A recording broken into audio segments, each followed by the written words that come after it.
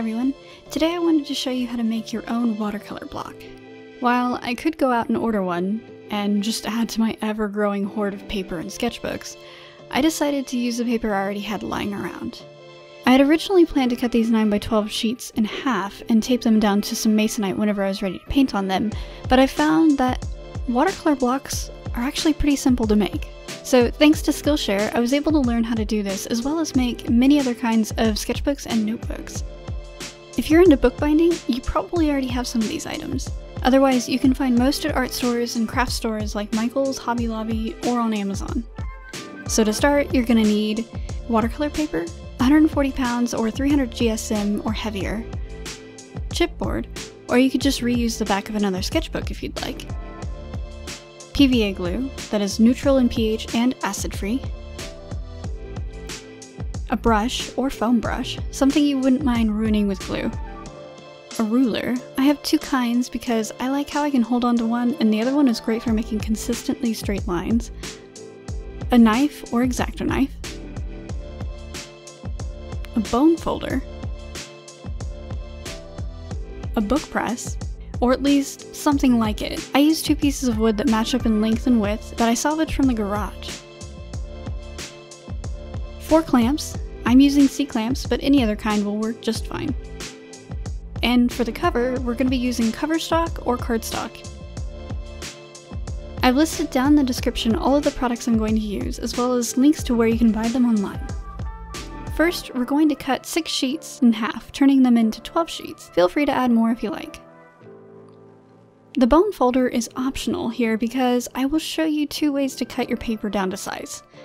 You can cut the paper using a knife and a ruler, or you could fold the paper with a bone folder, or the plastic edge of anything really, and tear the paper after folding it.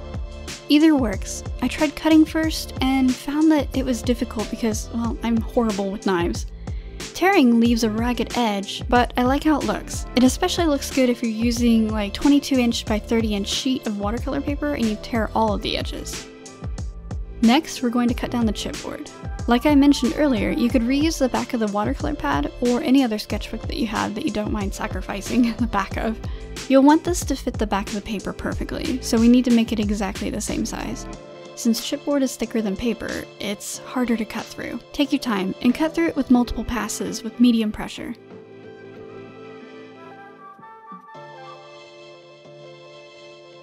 Now we're ready to put the paper and the chipboard together and glue them into a block. If your paper has an obvious front or back, make sure the paper is facing right side up and place the chipboard below the bottom sheet.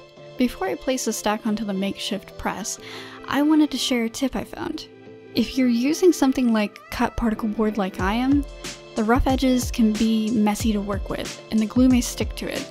So I used some tape to cover the edges. PVA glue has a hard time sticking to the tape, so it makes it easy to clean up.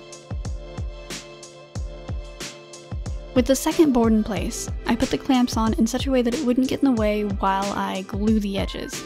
Using the brush, I spread the glue on the edges I want to be sealed. Here you can choose how you want your block to be bound. I chose to do 2 sides, but you can do all 4 if you want. Just remember, if you are going to bind all 4 sides, make sure you leave at least 2 inches of one side open in order to slide a palette knife in to pull your sheet off. Otherwise, you're going to have a permanently sealed chunk of paper. If you can only reach 1 or 2 sides while it's in the book press, it's okay. Just let that section dry for about 2 hours, then you can carefully reposition it in your book press so you can reach to glue on the other sides. Once all the glue is evenly spread on, let it set overnight. The next day, we can remove it from the press and get ready to give it a cover. I chose a sheet from the pack I had picked up, and it's time to cut it down to size. You want the cover to be able to be folded back and out of your way whenever you work, so we're going to have it attached to the chipboard on the back of the block. So when you're cutting your paper down to size, add about 3 inches at the top of the paper so it can be folded over. Use a bone folder to make this edge neat. Once folded so it fits over the top and has some extra length on the back, we can carefully apply some PVA glue to just the area that will stick down on the back. You don't want this to stick on the top edge of the watercolor paper. Press it into place on the back of the block, ensuring there are no air bubbles, and let it sit for about 2 hours. And that's it! You now have a block of watercolor paper ready to be painted on.